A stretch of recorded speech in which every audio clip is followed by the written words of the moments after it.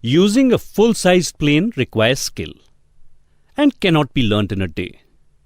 But the recommended small block plane is not so difficult. Take a look at the steps to use the plane while planing. There are two adjustment points on a full-sized plane. The main adjustment is the small knob at the rear which controls the amount of blade that protrudes from the bottom, the sole of the tool.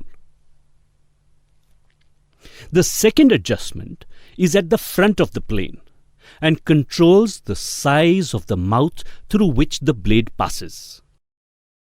The wider the mouth, the lesser the chips break. Hence, more wood is removed. It is made wide when planing along the length of strip of wood, but narrow when planing across the sawn end of the piece. The ordinary plane will not smooth the end grain of the sawn timber effectively, because the cutting blade is set very steeply. However, this small type has a slope to its blade and will tackle the sawn ends quite easily.